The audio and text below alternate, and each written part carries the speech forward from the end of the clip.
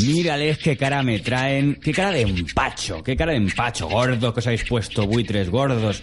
El problema es culpa mía. Ellos querían escuchar Radio Ya, pero dije, no puede ser, tenéis que ver la tele y escuchar las otras, porque si no, esta sección no tiene sentido. Tenéis que, buitres, alimentaros de las otras tertulias. Y me han hecho caso y mira cómo han quedado aquí. Ay, qué pinta tienen. Bienvenidos una vez más a la gruta de los buitres del extintor. Empezamos.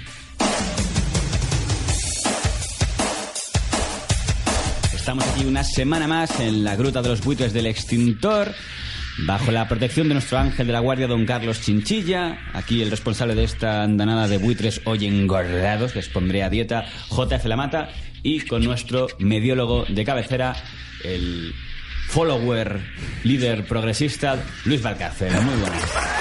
¿Qué tal, JF? Un placer. Me he enterado que usted ya está en el top, en la lista Twitter top con los más influyentes, Escolar, Público, creo que Talegón, Xavier Lapiz. Es verdad, estoy en una lista de influencers, pero de la izquierda. Claro, yo siempre lo he intentado advertir, pero viene bien, porque es bueno ser plurales y tener representantes. Usted siempre ha dicho que de la yo extrema izquierda antisistema aquí. Era de izquierdas, lo que pasa es que tenía que salir del armario. Claro, no me porque atrevía. Su ideario coincide milimétricamente en muchas cosas. Hoy hablaremos de alguna de ellas. Y viene bien, pero pues viene yo creo bien. pues mira, según este ranking en el que estabas liderando. Liderando. Ah, es el líder de los tuiteros de izquierda. Sí. Llegué a liderar. Por delante de Cintora. Llegué a ser el influencer número 1, pero de la centroizquierda. Yo soy comunista. Claro, eso. Ahí está.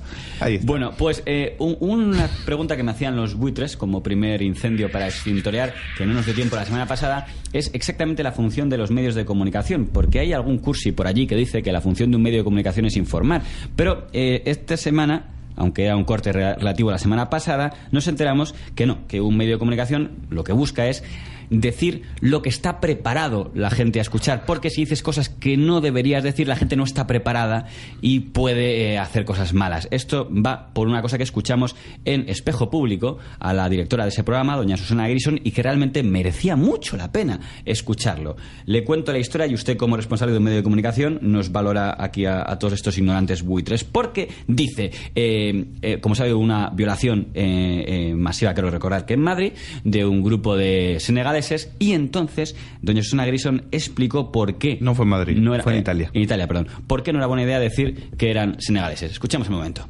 Igual que son españoles. Yo no soy partidaria de decirlo, porque yo si sí, fuesen españoles no lo diríamos. Sí, lo decimos, claro que sí, no, claro que lo decimos. No, tú no dices dos españoles han atracado. No, yo sí digo dos tíos de Málaga, dos tíos de Asturias, claro que lo digo. Claro yo creo que eso nos ahorramos. Y esconderlo, pues esconderlo, para mí esconder eso hace subir en una sociedad a esa gente. Claro. Esconder eso, hay que decirlo y explicarlo. En una sociedad informada yo creo que la gente debe tener el sentido común suficiente para entender lo que acaba de decir Luis, que el hecho de poner la nacionalidad no significa que todos sean iguales ni mucho menos. El problema es que en una sociedad informada, dices. Claro, sí. Pero el problema sobre todo hay que pedir la responsabilidad a los políticos. Es decir, no pueden utilizar ni hacer bandera de este tipo de casos contra la inmigración. Bueno, me encanta que vengas con la flor de lirio, Juan.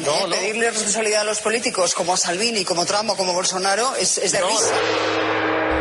Interesante debate, me decían los buitres. Lo que estaba diciendo doña Susana Grison es que la sociedad no está preparada para escuchar que un delito ha sido cometido por alguien, digamos, que no entre dentro del estándar habitual, porque si lo escuchas te vuelves nazi. Exacto. Entiendo que ese es el planteamiento, ¿no? No, ese es el planteamiento de o sea, que si yo escucho que alguien me dice, oye, que ha habido un atraco que se ha producido en la cafetería, no sé qué, y se comete el error de decirme, y mira, y el atracador era de Bulgaria, yo me voy a volver un nazi antibúlgaro al escuchar esa noticia. Efectivamente, porque según Susana Grison no estamos preparados todavía, no sé en cuándo lo estaremos, seguramente mirando Espejo Público, quizás jamás en la vida, pero ella lo que piensa es que si haces ese tipo de acotaciones, porque bueno, efectivamente es el hada madrina nos tiene que proteger de la verdad de los inmigrantes. Ella no está para informar, ella está para no intoxicarnos, para no mirar o para no caer en las garras de la ultraderecha.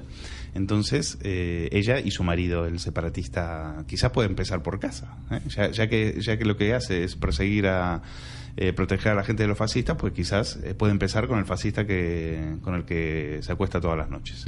Madre mía, va a conseguir usted que en esa lista de followers le manden ahí a algún policía. Pues ahora debería estar, ahora en este momento tendría que estar liderando de vuelta. Bueno, si gracias al corte que escuchábamos antes de doña Susana Griso sabíamos que los medios de comunicación tienen la función de protegernos de la verdad, a mí realmente creo que a quien hay que más elogiar es cuando alguien, digamos, rompe lo políticamente correcto y dice lo que de verdad piensa. Por eso, por ejemplo, otro corte del pasado sábado que les ha gustado mucho a estos gorditos de aquí, buitrillos, es el de don Carlos Bardem, que nos ha dejado claro, digamos, la visión que un determinado espectro ideológico tiene del concepto de libertad. Tolerante y plural, me quiere decir efectivamente, usted, ¿no? Don Carlos Bardem, que por cierto era porque era en el pasado al menos afiliado de Izquierda Unida, pero en el 2008 pidió el voto para el PSOE. No sé si después volvió otra vez a Izquierda Unida o no. Ahí, por ejemplo, creo que la madre sí ha sido siempre Izquierda Unida, pero él estuvo en el acto aquel de paz, de plataforma de apoyo a Zapatero.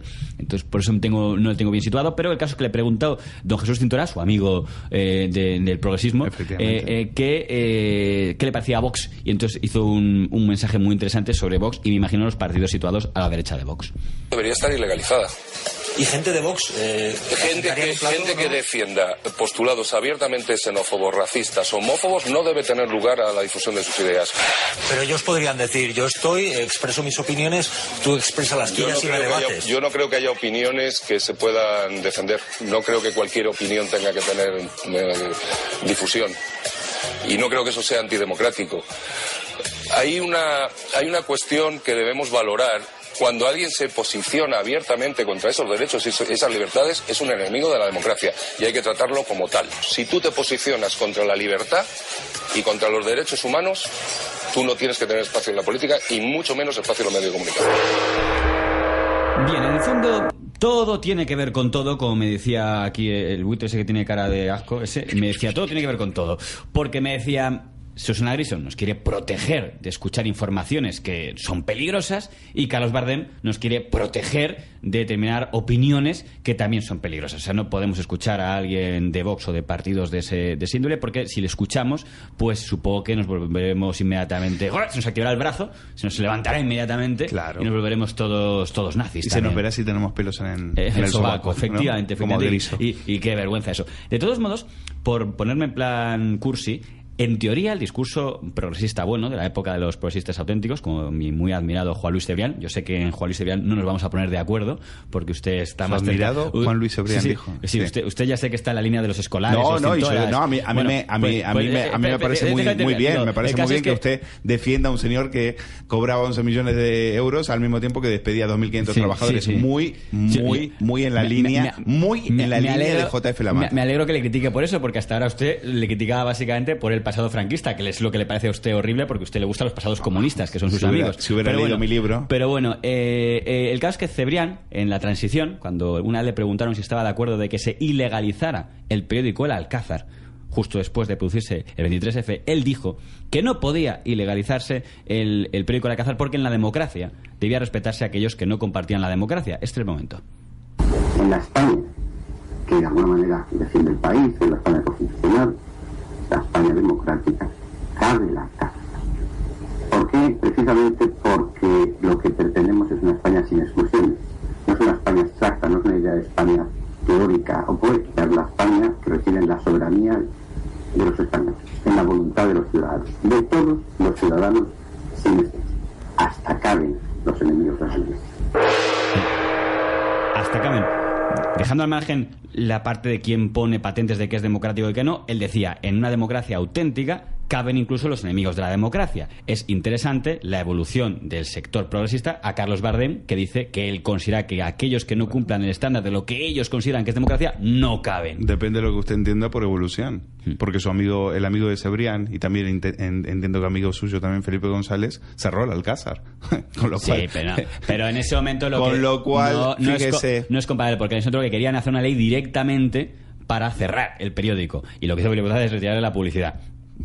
Claro, es decir, cerrarle el grifo y acogotarlo. ¿Para qué? Para que ese dinero vaya a Polanco. Pero sí, pero ¿qué tiene que ver Polanco con esto? No, es que mientras Polanco recibía dinero en subvenciones, toneladas de dinero en subvenciones. Como usted quiere la izquierda que le gusta. Felipe González cerraba el Alcázar. Como usted la izquierda que le gusta la izquierda revolucionaria. Pero usted aquí me trae corte de Juan Luis Cebrián hablando de la democracia. Sí, el ex director de informativos y le traigo más. De Arias Navarro.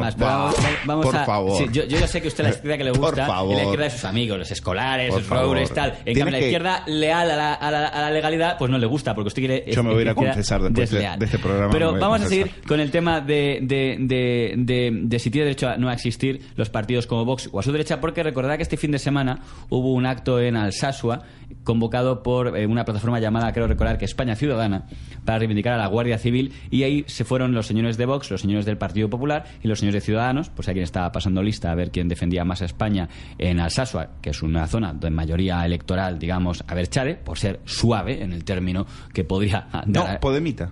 Gana Podemita. Bueno, saber la diferencia. Podemita. Entonces, bueno, igual los podemitas dicen que también son abertzales. Pero es lo mismo, digamos que es lo mismo. Caso es que me hizo gracia que Euskal Telebista, la televisión pública, contactó con uno de los representantes de los tres partidos, concretamente con Javier Ortega Smith, que es el secretario general de Vox, y aquello fue una especie de turnos, iban pasándose turnos los tertulianos de Euskal Telebista. Le leí a usted en Periodista Digital. Y a ver quién decía, quién era más desagradable con el invitado. Y fue una competición complicada, absolutamente todos los cuatro que estaban allí, los cuatro periodistas, que creo que deben serlo, o al menos eso pondría en sus estudios, compitieron por ver quién conseguía ser más borde con el representante de Vox, que sorprendentemente aguantó toda la entrevista.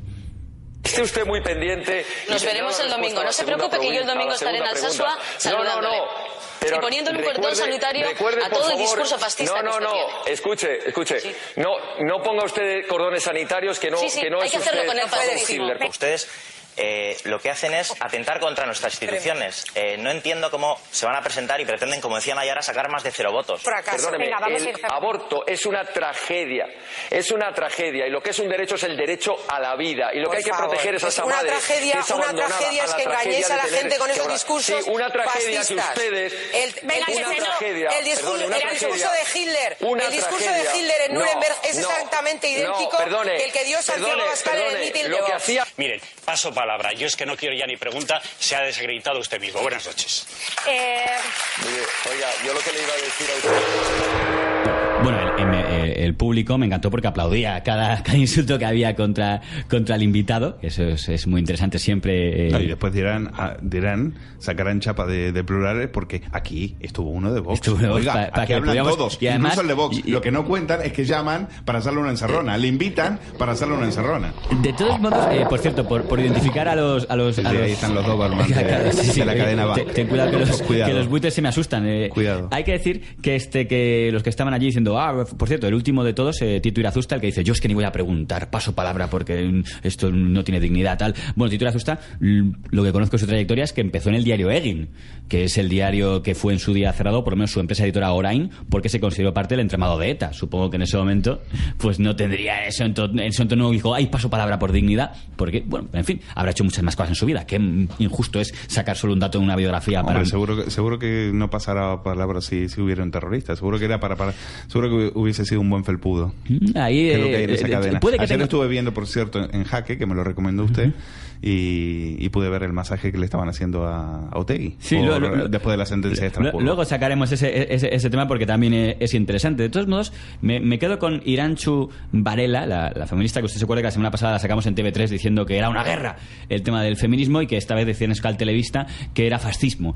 Y es interesante porque, claro, los buitres se ponen un poco en duda de cuál es el adjetivo, qué diferencia hay. O sea, qué diferencia hay entre extrema derecha, ultraderecha y fascista. Dicen las tres cosas. O sea, supongo que si eres más... Supuestamente si hablas del pasado es fascista, si hablas del aborto eres ultra... No, es muy simple. Usted mire toda la lista de asesinados por la ETA y verá ahí a toda la lista de fascistas y ultraderechas. Okay. Muy simple. De todos modos, hay que admitir que el término fascista dedicado a la formación política a la que hacemos referencia no era nuevo de Euskal Telebista. Ya lo había usado una semana antes en un programa de tanta audiencia y tanta importancia como es El Hormiguero, de A3 Media, una gran figura y muy fiable y muy objetiva, el periodista modelo de excepción, que es Jordi Évole. hablando de He visto a partidos a nivel estatal, de la derecha, del centro derecha, que han hablado de que Oriol Junqueras es un golpista, que la CUP son unos radicales, que Podemos son antisistema, que los CDR son comandos terroristas. Vale, y resulta que sale un partido de extrema derecha, claramente, y la gente esta que ha etiquetado a todos estos como radicales, golpistas y tal, dicen, no, es que no queremos etiquetarlos. ¿Qué pasa? ¿Te estás disputando un puñado de votos y no estás etiquetando al fascismo? Que es como le tendrías que llamar. Es interesante esto, porque claro, el amiguito Otegui dice Jordi Évole que el fondo de Jordi Évole se está metiendo con Ciudadanos y el PP, es el objetivo de su ataque, pero entre comillas, para meterse con Ciudadanos y el PP, dice que el término por el que tenemos que referirnos a Vox es por partido fascista. Es decir, que al hablar de Ortega Lara, de Ortega y los demás, tenemos que decir que son fascistas. Abascal, que también fue perseguido por la ETA, y su padre. Y su padre, sobre todo, ¿no? Que murió hace relativamente poco, y efectivamente su local... está muy bien el respeto que tiene Évole por, sí, yo me acuerdo, por las víctimas del terrorismo. No lo he traído. Después dirá que los que producen independentistas son Marhuenda y las portadas de La Razón. Mira, si me acuerdo la semana que viene, para empezar, pondré la referencia que hizo Évole cuando hablaba de su maestro y mentor, Xavier Binader, condenado por 2 asesinatos terroristas. Pero bueno, con esos mentores y profesores es evidente, ¿no? Entonces, se entienden las declaraciones de Évole. El caso es que vamos contra usted, señor Valcárcel, porque también otro momento esta semana ha sido cuando uno de sus referentes políticos y mediáticos, Ignacio Escolar, nos decía esta semana que la ley de amnistía era una porquería, porque estaban hablando de Billy el Niño, y entonces él comentó que el problema de que todavía hubiera por ahí torturadores y tal, y que no hubieran sido juzgados, era, según él, que en el año 1977, justo después de las primeras elecciones de junio, el Congreso aprobó una ley de amnistía, y eso a Chari Pérez Henares, que estaba por ahí, Gepetto para los buitres, no le gustó, y entonces saltó a la yugular. Este fue el momento. La ONU nos ha pedido que como país quitemos una ley que es ilegal, que es la ley de amnistía. Es una ley ilegal porque, según los derechos humanos, los tratados internacionales, hay determinados crímenes contra la humanidad que no se pueden perdonar en un parlamento. Un parlamento no tiene capacidad para decir te perdono frente a una dictadura, y menos aún un parlamento que en aquel momento dictaba leyes bajo la amenaza de un golpe militar. Que el parlamento era libre y valiente y me niego a aceptar estaba bajo la amenaza de un golpe de Estado que se produjo. Ese parlamento que trajo la Constitución y la libertad fue el parlamento más valiente que ha habido en España. Bien. Vamos por partes. Primero, bueno, yo imagino que ya le leía en Twitter su emoción por el señor Chani Pérez Henares, porque claro, una persona que ha sido... Bueno, a ver, Chani Pérez Henares viene del comunismo. Es la evolución ideal para usted, un comunista que luego acaba liberal. Ya el orgasmo debe ser eso, las 2 cosas que a usted más le gustan. El comunismo, entonces... No se meta en mi vida sexual. La mata. No me invita aquí a hablar de mi vida sexual. No. Yo ya sé que usted, que siempre echa en cara el pasado franquista de, yo que sé, el señor Cebrián, el señor Ónega y todos los que pueda, pero nunca echa en cara el pasado comunista de nadie, ni de Pérez Henares, ni de Germán Ter, ni de Jiménez de los Santos, porque en el fondo usted considera que es mucho más digno haber sido comunista que haber sido franquista, que está muy bien. Oye, yo no he dejado de autoproclamarme comunista nunca. Pablo Iglesias y yo esta semana lideramos efectivamente a la izquierda en Twitter. Tengo que escoger entre estar con aquel momento, yo que sé, con Antonio Carro o con los del FRAP. Me quedo con Antonio Carro, dicho sea de paso. En todo caso, ni blanco ni negro. Dice el señor Escolar, la ONU ha condenado a España, que yo sepa, la ONU no ha condenado en ningún momento la ley de amnistía. No dice que la ONU ha condenado, a la ONU le ha pedido, le ha sugerido. Pues que yo sepa, no ha habido ningún plenario de la ONU para debatir si España debe quitar o no la ley de amnistía. ¿Qué es la ONU? Pero que aquí ni blanco ni negro. La organización más corrupta del mundo nos viene acá a dar lecciones de democracia. Que se ocupen de que los soldados de la ONU no violen a las mujeres en África, en el Congo, por ejemplo, ¿no? Las cosas. Bueno, lo que habrá pasado, supongo, es que alguna de esas organizaciones subvencionadas por la ONU, alguna fundación de derechos humanos tal, habrá pedido algo, pero la ONU como tal, que yo sepa, no ha tenido ninguna sesión para tratar la ley de amnistía donde haya hablado España, Francia o quien sea. En todo caso, vamos a recordar un poco lo que es la ley de amnistía, que eso me han traído aquí los buitres materiales. Por ejemplo, Juan Luis Cebrián, a quien yo respeto bastante más que Ignacio Escolar, cuando en una ocasión, en estas encerronas que le hacían en Televisión Española, creo del año 94, aquí los jovencitos Marta Nebot y Eduardo Ordina, todos zurrándole, franquista y tal. ¿Ya estaba Marta Nebot? Sí, estaba por allita. Y entonces el señor Cebrián dio una explicación de la ley de amnistía un poquito mejor a la que daba Ignacio Escolar. Primero, que se trató de una reconciliación entre españoles después del desastre de la Guerra Civil. En esa reconciliación participaron, como es obvio, vencedores y vencidos, o por mejor decir, sus hijos. No se trató de una vuelta de la tortilla. No hubo un reclamo de responsabilidades jurídicas ni políticas. La amnistía alcanzó a todos, a los asesinos del almirante Carrero y a los asesinos del franquismo que perpetraron un auténtico genocidio tras la victoria del general. Tenemos dos versiones.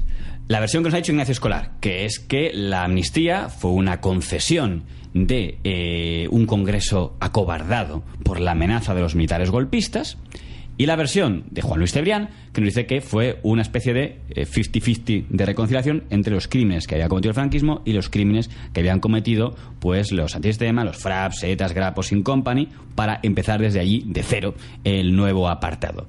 Ya podrán deducir de qué apartado estoy yo más cerca, pero como mi opinión importa poco, les he pedido a los buitres que me traigan, digo, oye, vamos a buscar, como aquí en el fondo afortunadamente hay actas, vamos a buscar la sesión del Congreso del día de la amnistía, a ver de qué estaban hablando, a ver si de verdad estaban hablando de, como dice Escolar, de vamos a bajarnos los pantalones ante los militares golpistas, no voy a ser que nos den un golpe, o estaban hablando de esas cosas. Bueno, la ley de amnistía fue aprobada básicamente por 4 partidos, que fueron el Partido Nacionalista Vasco, que fue el que la propuso, y los partidos que la respaldaron: la Unión de Centro Democrático, cuyo portavoz fue Arias Salgado, el PNV fue Xavier Arzayuz, el Partido Socialista Obrero Español, cuyo portavoz fue Chiqui Venegas, no fue casual que le escogieran a él, era vasco, y su hermana Doris Venegas estaba implicada en temas abertzales, y representando al Partido Comunista de España, Marcelino Camacho, del Partido Comunista de España, secretario general de Comisiones Obreras, que había estado en la cárcel durante el régimen hasta la amnistía anterior, la última del régimen anterior. Así hablaban ellos de la ley de amnistía.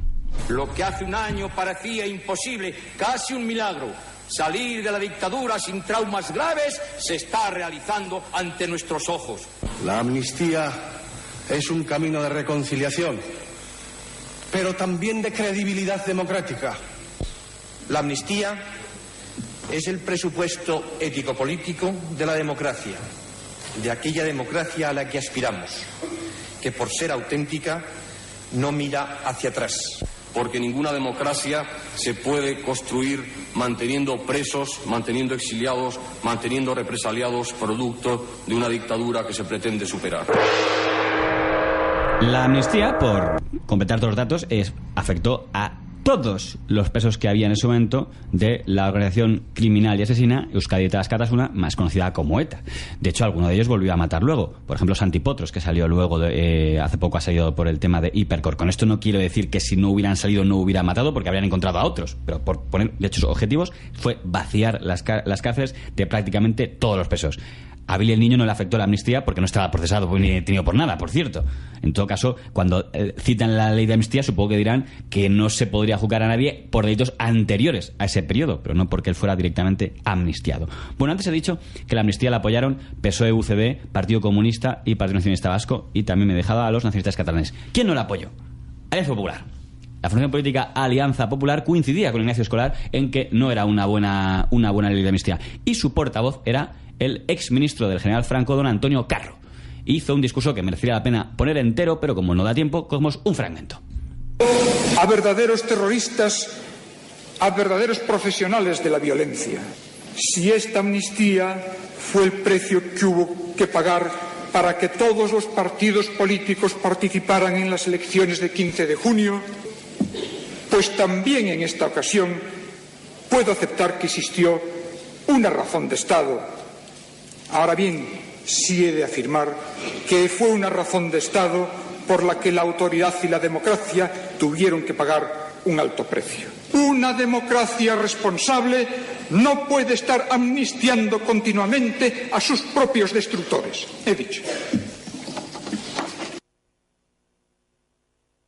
Pues esto decía don Antonio Carro en 1977, exministro del general Franco. En principio no debería añadir mucho más de esa opinión, porque en el fondo es la mía, pero por hacer una comparación me llama la atención quienes representaban en aquel momento al régimen de Franco y quienes lo representan ahora. O sea, tú comparas Pilar Gutiérrez con Antonio Carro, dices, en fin, qué interesante cuando los medios de comunicación te sacan ahora, no, esto representa el franquismo. Pues yo creo que había otros representantes de ese periodo de tiempo en la historia. En todo caso, el argumento que decía el extradición del señor Carro es que había habido un pacto del gobierno Suárez con los partidos de decir que si queréis que concurramos todos a las elecciones, tienes que comprometerte a que habrá una amnistía a la vuelta, y si es así, hay que decir que la UCD cumplió. supongo, para no machacar a la OCDE y a Suárez y a Arias Salgado, a quien entrevistamos en Periodista Digital y hablamos de este tema, supongo que ellos pensarían que si hay amnistía, a lo mejor acabamos con ETA.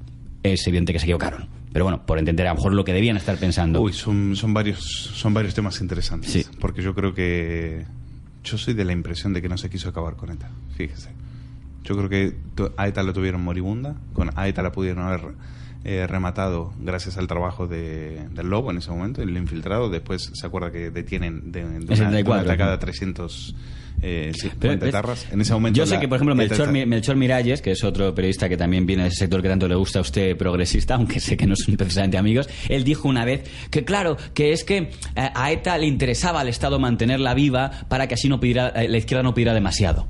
Entonces es un argumento de la extrema izquierda para decirnos que... El Lobo cuando salió, cuando tiene que salir de la clandestinidad y se tiene que escapar, lo que dijo, y es alguien a quien yo critico en mi libro, porque como agente del CNI también hizo bastantes trastadas, pero hay que decir... Interesantísimo ese apartado en su libro, hay que decirlo. Hay que reconocer el trabajo que hizo como infiltrado en ETA. Y cuando sale de ahí dice, pero ¿cómo puede ser que ETA esté viva después de lo que nosotros hemos hecho? Después del trabajo que hemos hecho y después de haber detenido a 350 tíos. Bueno, ese es otro tema que merecería y tampoco es algo que yo he reflexionado muy en profundidad.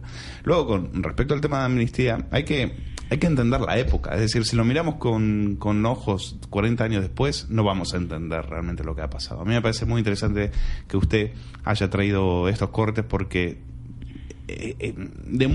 reflejan cuál era la discusión que había en ese momento. Que venga un niñato de papá como Nacho Escolar a venir ahora a pedir la cabeza de Vila en línea, pero ¿tú dónde estabas? ¿Pero tú qué haces? Pero si tú estabas en pañales. Ni sé si habías nacido cuando estos tíos se estaban dando la mano después de una guerra civil. Usted y yo creo que sí, estamos muy de acuerdo en que eso... aunque lo diga Cebrián, que Cebrián no hizo mucho por esa reconciliación. ¿En esa parte discrepamos? Cebrián no hizo mucho, y están los artículos de Cebrián, por ejemplo, en la hoja del lunes, recordándole a Suárez que era un camisa azul, día sí y día también. Con lo cual, bueno, pero yo creo que tiene razón. Yo estoy de acuerdo. Yo creo que en ese sentido fue una reconciliación. Aunque no fue mediáticamente, aunque cuando tú estudias esa época, ves que se tiraron de todo. Y a Suárez, sobre todo, le tiran de todo. Ahora lo convirtieron en mártir. Pero que recuerden... Cuando está muerto. Claro, pero eso lo harán también con Felipe González cuando se muera. Los que están criticando ahora dirán luego... que era... y con Zapatero. Ahora, creo que hay que mirar... ¿Qué destaco de las palabras de Chani Pérez Henares? Que habiendo sido jefe de prensa de Carrillo y viniendo del comunismo, etcétera, que él tiene generosidad con respecto a Vilel Niño. Sus amigos fueron torturados por Vilel Niño. Cierto. Amigos de él.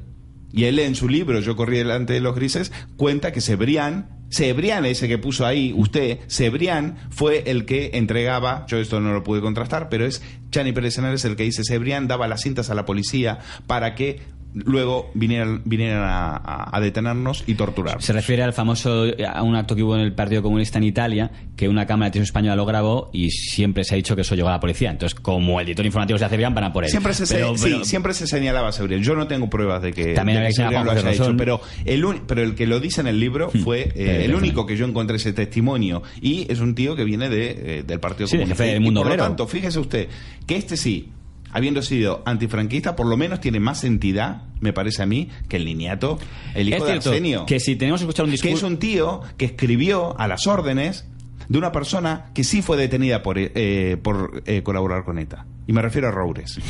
Porque el periódico público, en manos cuyo dueño, Jaume Roures, fue dirigido por Nacho Escolar. ¿Sí? Entonces, y Roures, en el año 83, fue detenido por acobijar a un etarra en su casa. Él y la mujer. Hablando de amnistías. Y me viene a hablar a mí de Vilel Niño, el nieto que tendría mucha más autoridad si puestos a hacer un discurso radical, antifranquista, antifascista, que lo hiciera alguien de los que hubiera padecido esa persecución y no justo alguien que sospecho que ni vivió aquella época. Pero alguien que sí merece una amnistía, y ahora me meto al terreno frívolo, porque ¿qué le voy a hacer? Soy un buitre. Pues alguien que también sí merece la amnistía para hacer unas personas es Dani Mateo. Dani Mateo imploró amnistía, pero no a la policía, a los anunciantes, que es algo que probablemente le interesaba mucho más.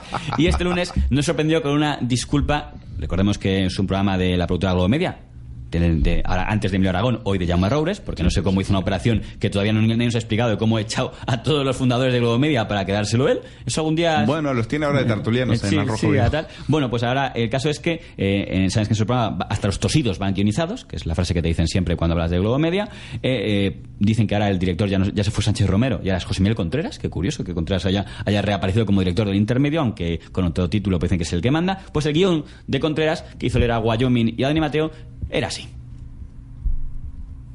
El Intermedio quiere subrayar que no había intencionalidad política ni ningún posicionamiento editorial detrás. Era simplemente humor. Pero si la broma no ha funcionado, si en vez de provocar risa ha generado crispación social, es evidente que se trata de un gaf fallido y por tanto no tenemos problemas en pedir disculpas sinceras a todos aquellos que se hayan sentido ofendidos. Un mensaje a toda esa gente que cree que eres un tonto por haber escrito ese sketch sobre la bandera. ¡Sí! Que yo ni siquiera escribo los sketches. Insistimos en que nuestra intención no era ofender y Bueno, está bien que pongan el énfasis de no había ninguna intencionalidad editorial, claramente intentando salvar a la cadena. Por cierto, coincido en una cosa, yo tenía muy claro que era un tema guionizado, o sea, aunque... A mí me encanta esta gente que te pega en la calle, te encuentra, te parte un palo en la cabeza y después te dice, perdona, mi intención no era lastimarte. Cuando acabemos en esta charla, en lugar de mariconadas del teatro, nos vamos de cacería a Segovia a aplicar la justicia proletaria, que es lo que se merecen unos cuantos. No ponga esos cortes, Carlos Chinchilla. ¿Qué maldad? Que eso está sacado de contexto. ¿Ve cómo lo pone aquí al presentador? Pero bueno, en todo caso, Dani Mateo y Gran Wyoming estaban leyendo la disculpa de la dirección del Intermedio por el gag, que creo que la gente sabe que es, que Dani Mateo se sonó los mocos de la bandera de España. Sí. Es verdad que estaba siendo un guión. Es humor. Ahora bien, alguien podría decir... Si usted pone un tuit diciendo que 500 judíos caben en el cenicero de un Citroën... Si no te hace gracia eso, es que no tiene sentido. No es humor. Y si me limpio los mocos en la bandera... Pero es humor. Estos fachas que se ofenden de nada. Hay que decir qué piel fina la de los fachas. Que usted en el Distrito TV fue bastante más claro que el resto de la mesa, cosa que me sorprendió sobre ese tema. Pero... Oiga, ¿me va a poner? No, pero voy a poner a un amigo suyo que estaba por allí. Pero oiga, ¿sabe que mi vídeo en YouTube es récord en Distrito TV? Sí, pues que le lleve más, que le lleve más veces. No traerme aquí a hablar de mi vida sexual. Sí. Me debería poner ese vídeo. Claro, pues le pongo a un amigo suyo que estuvo allí, el señor de Miguel, también empleado de Roures, Alejandro de Miguel, que es redactor político del Diario Público, sí, y es cuyo fundador buen es amigo. Jaume Roures. No se meta con Alejandro. Si yo sé que es amigo suyo, si yo sé de qué tribu viene usted. Bueno, en todo caso, esto decía el señor de Miguel para decir que merecía una amnistía el señor Dani Mateo. Un tuit de Dani Mateo. Cuando los ánimos están muy caldeados, las banderas se envuelven más importantes que las personas. Es exactamente lo que está pasando. Y yo quiero recordar unas palabras muy sencillas, citando a Carrero Blanco. De todos mis ascensos, el último fue el más rápido. Este tuit lo hizo Tipicol en el 85. ¿Pero has visto a todos estos valientes y graciosos alguna vez hacer lo mismo, por ejemplo, con el Islam? Bueno, lo que más me ha encantado de esta defensa es lo del tuit de Tipicol del año 85. Joder, si encuentras un tuit de Tipicol del año 85, tienes que ir a presentarlo al concurso Premio Nobel. Pero ya habían inventado... diga la verdad, explique que Tipicol no dijeron eso. Bueno, Tipicol, por cierto, si alguien encuentra, si estaba refiriéndose a Televisión Española, si encuentra a alguien un corte de Tipicol haciendo una broma sobre Televisión Española, también le condecoro, porque no lo hemos encontrado. Supongo que se está refiriendo a un libro que salió en 1985 de un grupo de fans de Tipicol llamado algo así como Tipicolorgías, en el que incluían una serie de cosas, una serie de mensajitos cortos en el que incluían por la televisión le aseguro que nadie hubiera lanzado eso por una cuestión de respeto a las víctimas, incluso a aquellas que les caían rematadamente mal, como imagino que le caería en el almirante Carrero. Esto de traer la viñeta del Roto, esto de que las banderas son más importantes que las personas y tal, que es algo que el Roto ha puesto mucho en sus viñetas y no le falta razón. Pero ¿cómo es entonces? ¿Cómo es? Por un lado crispamos. Entonces, si crispamos y las banderas son más importantes, ¿para qué hacer bromas con las banderas? Es que las banderas son más importantes que las personas en un momento tal. Entonces, ¿para qué? ¿Para qué toca las narices? Fíjese, se han quedado todos los vídeos callados mirándole porque les ha gustado mucho el argumento. A ver, ya he hablado yo, ya paran. Dicen, claro, es interesante decir, si tú dices que las banderas crispan, porque entonces y el momento no es el adecuado, no hay que ir al Sasua. ¿Ves? Vamos a unirlo al tema del Sasua. No hay que limpiar, no es el momento adecuado. Las banderas valen más que las personas. Entonces, Dani Mateo, Porque me tocan las narices. Porque te limpian los mocos con mi bandera. En el caso de Alsasua, a mí yo lo comparaba con un ejemplo, por ejemplo, yo que sé, pongamos que hay un lugar de este barrio donde te pegan una paliza si vas con una camisa a cuadros. Y dices, entonces digo, oiga, que en este barrio, digo, oye, pues no provoques, no lleves camisa a cuadros. Tendría sentido, salvo que tú pensaras que no te creen. Y dicen, no, es que aquí, no, eso es mentira, te van a pegar por una camisa a cuadros, eso, mentiras. Entonces, quizá tendría un sentido. Digo esto por Elisa Beni, que en A3 Media, siempre, hoy estamos muy A3 Media, ¿no? La semana que viene más Mediaset. Bueno, A3 Usted Media, ve demasiado mi Twitter, sí, claro, efectivamente. Pues decía Elisa Beni que los provocadores eran ellos. El inenarrable atuendo con el que Carmen Calvo fue de visita al Vaticano, escote con transparencias, el Valle de las Caídas. La broma que se hace con lo del Valle de las Caídas, ¿no? Que aquí ya podemos discutir si es una broma machista y de mal gusto o si es un rasgo de ingenio, no lo podemos considerando... Que no lo podemos discutir, porque es impepinable que es machista y de mal gusto. Bueno, vamos a ver, si se hiciera una broma a lo mejor con la barriga de un señor, no lo consideraríamos de mal gusto. Quiero decir... Pero sí, es de muy mal gusto, porque es mujer y porque tiene una edad cada uno que elige, hay quien considera... Mira, cada uno elige la forma de humor que prefiere, quiero decir... Este era A3 Media, como habíamos dicho, pero no era Elisa Beni, era hablando los términos de Espejo Público de una broma que habían hecho en Twitter y que habían leído en la cadena COPE, donde apodaban a la vicepresidenta Carmen Calvo el Valle de las Caídas. Sí, no, déjeme corregirle, no fue en la cadena COPE. Es Santi González citando a Federico, pero al mismo tiempo Federico lo coge del ABC. Y Federico dice, lo que pasa es que Federico habla tan rápido que a veces se nos pasa. Fue un artículo de Jesús Lillo en el hueco grabado de ABC. Sí. Ahí fue donde lo tituló El Valle de las Caídas. Entonces, lo con comentó, una foto de Carmen Calvo y el del Vaticano. Lo comentó Santiago González en la COPE y o sea, son un zapping y entonces lo comentaban en Espejo Público y decían como que el humor... Es curioso porque A3 Media nos había dicho que hablando del Dani Mateo que no debíamos poner límites al humor, que no, claro. Todo. ¿Y entonces? Pero en el caso de la vicepresidenta Carmen Calvo, ahí sí hay un límite. Está bien saberlo, digo por aquello de lo que dice Griso, hay que protegernos de no, está bien. Que nos protejan de los chistes. Yo siempre estuve buscando la frontera entre el humor y la calumnia. Entonces yo sé que ahora la frontera es el escote, ¿no? Que no haga chiste Carmen Calvo, que vendrá Susana Griso a reñirnos. El escote de Carmen Cabra. Una que no tiene nada que ver, una Carmen Cabra que conocemos por ahí. No, digo Carmen Cabra porque ella es de Cabra, de la ciudad que bombardearon Carmen de Cabra. Los republicanos. Oye, está bueno saber saber eso. Y ahora, como esta semana se cumplieron 80 años del bombardeo de Cabra, un bombardeo, digo, como el único bombardeo de gente inocente que se recuerda es el de Guernica, pues déjeme traer el bombardeo de Cabra, aprovechando que es Carmen Calvo. Pero se lo merecerían, ya sé lo que dijo Willy Toledo. Los crímenes que cometieron los republicanos algo habrían hecho. Entonces seguro que siendo la doctrina correcta, si la matanza no está realizada por el bando fascista, se lo merecían. Tiene razón. Bien, el caso es que Beni, hablando de Alsasua, dijo también que se lo merecían los que fueron recibidos con abucheos, insultos y algún mecherazo porque venían a provocar. Los vecinos del pueblo que piensan otra cosa, como expresaron libremente en las elecciones, pues oye, te van a hacer una contramanifestación. Pues mira, como es lo que iban buscando por otra parte, porque evidentemente Ciudadanos necesita esa confrontación, que en Cataluña se le encuentra menos, pues se va a buscar la Navarra. Cuando la gente se moleste no tiene por qué lanzarle piedras, porque él puede manifestar su posición política y no tienen por qué salir escoltados. Bueno, sigamos con lo que estábamos contando. Todo tiene que ver con todo. La libertad de expresión no puede incluir hacer determinados llamamientos a favor de la bandera española en Alsasua, pero puede incluir los mecherazos porque se lo merecían. En el mismo programa donde se dice no diga que son senegaleses, que usted está trayendo a la ultraderecha, en el mismo programa se justifican las pedradas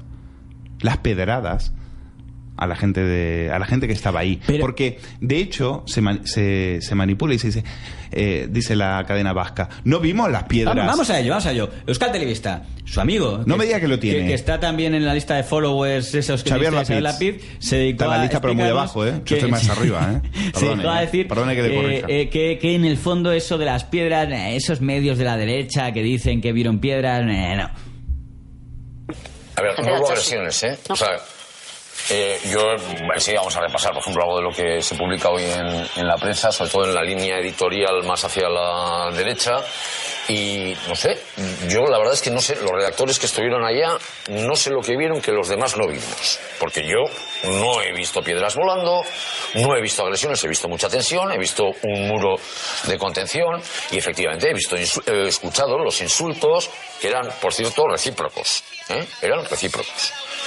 He visto malos gestos, también recíprocos. Eso es lo que nosotros hemos visto. El señor que habla es don Xavier Lapiz, que es uno de los presentadores estrella de Euskal Telebista, yo diría el más importante, y él decía, luego además aclaró, salió un redactor a decir que había enviado frame a frame y a decir que no habían visto en ningún momento ninguna pedrada. Es verdad que luego los reporteros de Antena 3 Noticias dijeron que sí habían visto pedradas, lo cual nos representa algún dilema. Así lo decían en Antena 3.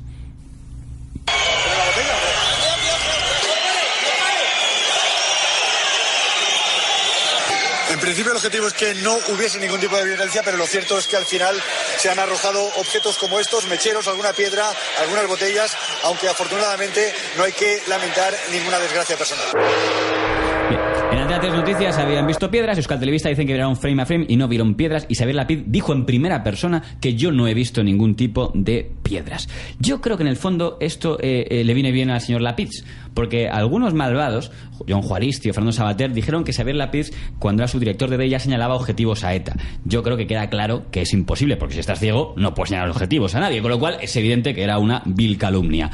En todo caso, Lapiz es un pobre hombre que siempre se meten con él, yo no sé por qué, todos se meten con él. Él siempre ha dicho, pero si yo condeno todo tipo de terrorismo, es verdad que de una manera un poco rara, porque él para condenar el terrorismo lo iguala todo. Dice, está muy mal que mate el ETA, como matan otros. Está muy mal que mate, aquí cuando decía, está muy mal que agredan, pero agredieron todos, es recíproco. O como dicen los curas vascos, las víctimas de un lado y de otro. Claro, de otro, efectivamente. Claro. Y hay gente de borde, por ejemplo, como de Isabel San Sebastián, que se metía mucho con él porque decía... No le diga que no se meta con Isabel, que es amiga mía. Pues ella, por ejemplo, me dijo en su momento que Xavier Lapiz no le caía bien porque defendía al periódico Egunkaria. Entre otras razones, porque hay cómplices presuntamente periodistas, como el señor Lapiz, ¿verdad?, que es el subdirector de ella, que se retrata con un ejemplar de Egunkaria en un acto absolutamente de respaldo a un instrumento terrorista, a un arma de la banda terrorista, como es ese presunto periódico, ¿verdad? Efectivamente es muy injusto meterse con el pobre Lapiz solo porque defendía a Egunkaria. Todo el mundo sabe que Otamendi es un gran defensor de las víctimas de ETA. Lo que pasa es que no ha tenido tiempo para hacerlo nunca, pero seguramente en su foro interior le preocupan mucho. Es lástima que nunca hemos escuchado un segundo de los que ha dedicado a defender a los presos de ETA, a Otamendi, a defender a las víctimas. Pero también se metió con el pobre Lapiz Basagoiti, cuando le entrevistó en su programa de radio, y Basagoiti, que es un borde, se le quería decir que Lapiz daba bola a ETA. Bueno, ¿qué espera de gente fascista?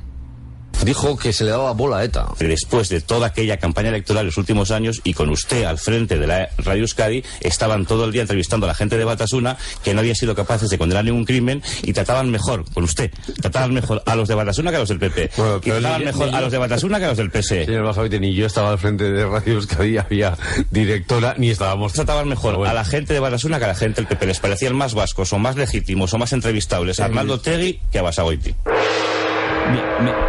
De este corte de señor Lapiz, por cierto, creo que fue el mejor momento de Basagoiti en su desafortunada carrera frente del PP vasco. Así lo pagó.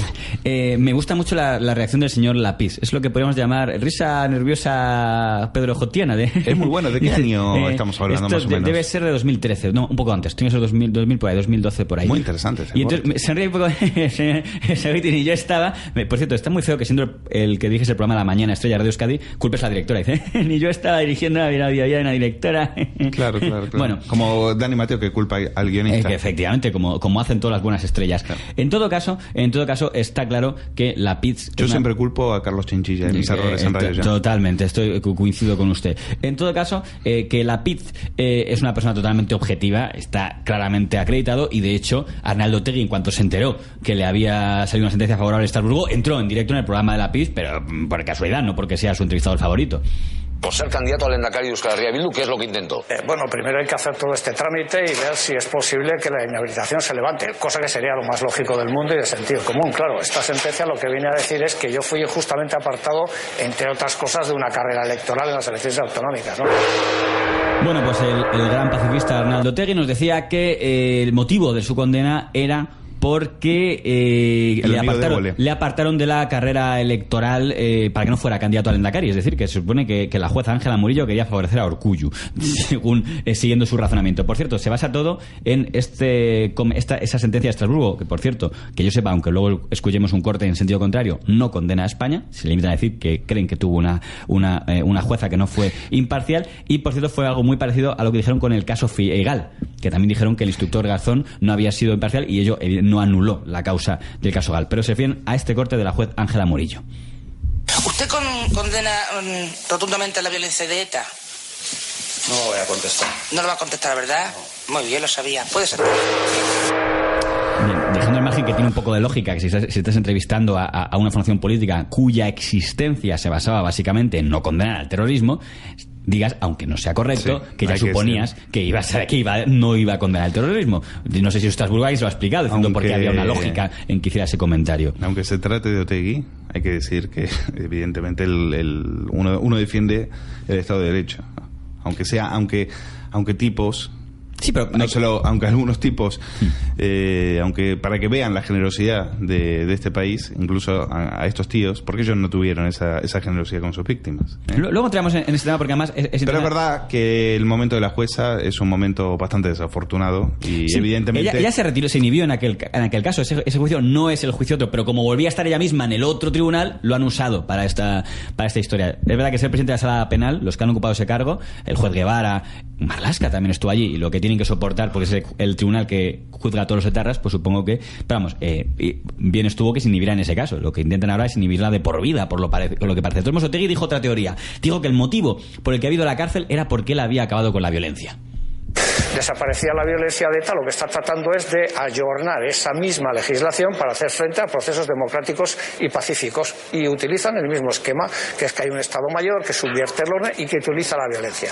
Claro, todo el mundo sabe que en Cataluña el proceso ha sido pacífico, pero necesitan introducir el tema de la violencia, como necesitan venir al Sasua para volver a decir que aquí todavía existe un clima que no se ha superado, etcétera, etcétera.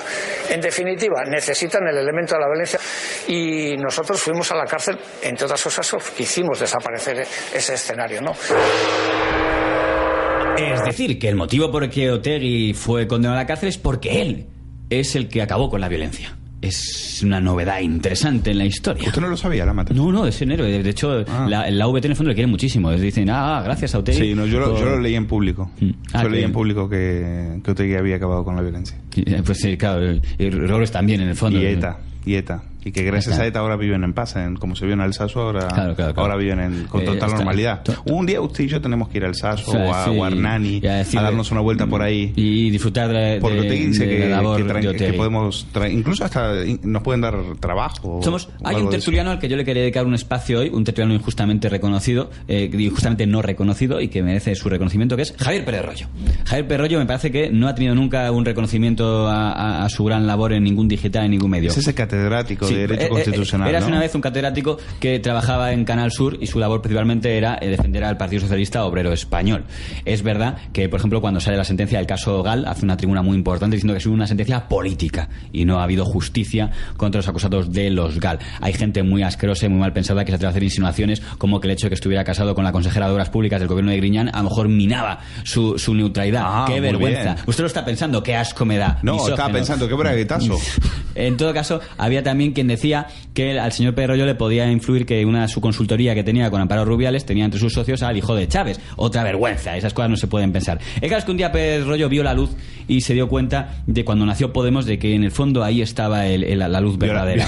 Vio la luz y vio los billetes, porque a partir de ese día le invitan Javier Ruiz y Antonio García Ferreras. Él era tertuliano fijo de Hoy por Hoy, cuando era el PSOE a defender al PSOE con Iñaki Gabilondo. Estaba ahí con Antón Losada y tal, pero cuando salió Podemos dijo esto. Podemos ha presentado hoy a su último fichaje, Javier Pérez Royo, catedrático de Derecho Constitucional. Pérez Royo también fue colaborador del Partido Socialista, asesoró a Felipe González y Manuel Chávez. A través de Twitter, Pablo Iglesias ha presumido de fichaje. Un lujo contar con un constitucionalista de la talla de Pérez Royo, la experiencia al servicio del cambio político.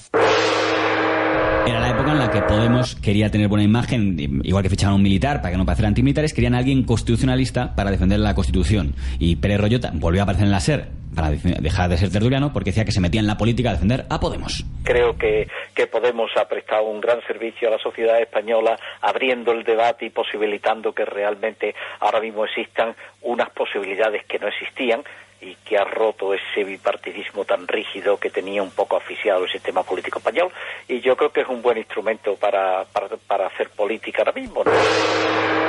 Pero aquí que nuestra historia tiene un bache, que es que unos chivatos asquerosos de hemeroteca se dedicaron a poder sacar entonces todos los artículos que había escrito el señor Pérez Royo defendiendo al PSOE, a la familia Chávez, a los seres, a los tal, y un chivote al perro de todos, Luis Carlos Rejón, que venía diciendo, este señor estaba a sueldo tal, y entonces Podemos decidió que a lo mejor no era buena idea que le encabezara su lista por Sevilla, y nuestro amigo Pérez Royo se quedó sin lugar en las listas de Podemos, y entonces decidió pasar a trabajar para el diario Ara, que es el diario que defiende la independencia de Cataluña, y es el señor que hará este terreno fijo en TV3 para defender... Me hace acordar, hay una vida, es la vida paralela de Ramón Cotarello. Sí, efectivamente, es que pertenece a esa misma raza, y el caso es que ahora es candidato a ser defensor de los miembros del Procés, estos que aparecen en TV3, para defender, y esta semana se puso más empeño que nunca en defender que el juicio a los acusados por el Procés es ilegal y inconstitucional, y vamos, que nos lo dice él.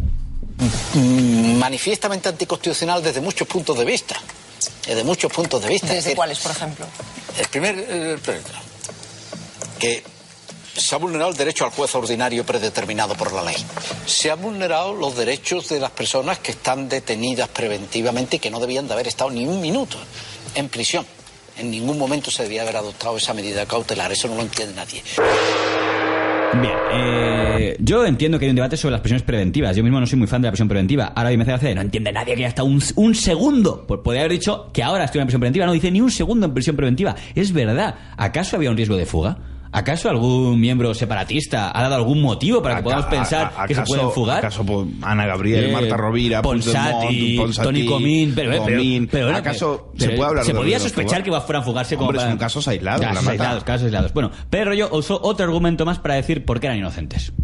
En el que yo entiendo que después de la decisión del Tribunal de Schleswig-Holstein sobre Puigdemont, y que Puigdemont no puede ser juzgado en España por delito de rebelión, no puede serlo ninguno de los consejeros. Si no se puede proceder contra el presidente, no se puede proceder contra los consejeros o contra los ministros, que son apéndices. Qué tranquilidad que un catedrático nos diga que ahora la ley, la que vale, es la de un pueblecito alemán y no la de España, ¿no? Sí, tenemos que yo sepa, en Alemania no ha habido un juicio. Yo no soy un experto jurídico, pero juraría que no ha habido un juicio allí. Yo lo que no sabía era que había un tribunal de derechos humanos en Schleswig-Holstein. De todos modos, Pérez Royo ahora no sabemos si quiere aspirar a ser defensor de los separatistas o defensor de Otegi, porque está compitiendo de las dos cosas, porque también habló de ese tema. Pérez Royo, Otegi. Yo creo que ha conseguido lo que quería. Que ha sido condenado el Estado español como consecuencia de que ha habido una condena por un juez no imparcial. ¿Y esto cómo se repara? Estos 6 años y medio que Otegi, por ejemplo, ha estado en prisión... Ha dicho profesor y te ha mirado a ti. Eso, repararlo. Hay cosas que no tienen reparación. A mí no. Los 6 años y pico que han estado de falta de libertad, eso ya no tiene reparación. Bien, ahora eso es lo que tendrá que estudiar ahora, los abogados de Otegi tendrán que estudiar y ver exactamente qué es lo que... Y luego, pues, ver la responsabilidad que se le pueda exigir al Estado, evidentemente, porque por esa que ha estado privado de libertad. Me encanta que un catedrático de Derecho Constitucional, que no tiene nada que ver con el sector penalista jurídico, nos diga ya que tiene que compensar el Estado a Arnaldo Otegi. Le recojo unas palabras suyas cuando decía, es que ¿quién te devuelve 6 años? ¿no? No sé, Luis Suñer fue empresario que estuvo secuestrado directamente a punta de pistola por Otegi. No sé quién le devolvió el tiempo que estuvo secuestrado. Le tenía que dar las gracias a Otegi porque al menos no lo mató. Los 532 días que estuvo Ortega Lara en un zulo, ¿quién se los devuelve? Dos cosas más para terminar muy rápidamente. Uno es del tema que nos estoy hablando, el tema de las hipotecas. Por cierto, Otegi estaba en la playa. Ah, sí, es verdad, se le contó a Álvaro que era momento. La vida de Miguel Ángel Blanco que se la devuelve. Él estaba en la ¿Tú playa. que estabas en la playa? Pero ya mandaba para Rollo a hacernos caso, lo compensará de alguna manera. En todo caso, del tema de las hipotecas no he dicho nada. 2 cortes muy rápidos de TV3 que me han gustado mucho del programa Els Matins. Uno primero, el corte número 25, donde el experto jurídico Ekaizer explicaba con muy buenas formas la que entendía que era la posición del juez Lesmes. Lesmes ha venido a decir que no tengo cojones para tirar abajo la sentencia Pues oye, ya veréis. Me divierte mucho esto porque, claro, dices, tú no puedes saber cómo habló el señor Lesmes, pero dice, no, dijo cojones, tal, y se tira un eructo. Pero ¿por qué me gusta esto? Porque usted sabe cuando hay que hacer un chiste como para chocar esos 5, y se queda con la mano en el aire. Pues eso le pasó a la presentadora del programa, Lidia Heredia, que intentó hacer una gracia y el silencio que vamos a ir es literal y no se la siguieron. Esto es muy triste que pase, pobre Lidia. Este fue el momento con Ekaizer. Mitològics, perquè recordem que l'Esmes em sembla que li queda menys d'un mes. Allò de por lo que me queda en el convento.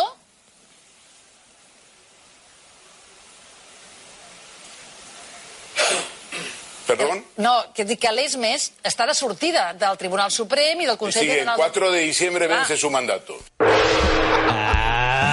Ay, Ekaizer no eres un caballero, no eres un caballero. Claro, que Ekaizer es compatriota mía, así, ¿qué sabe? No sabe catalán. Esto le pasa a Heredia por intentar hacer una gracieta en castellano.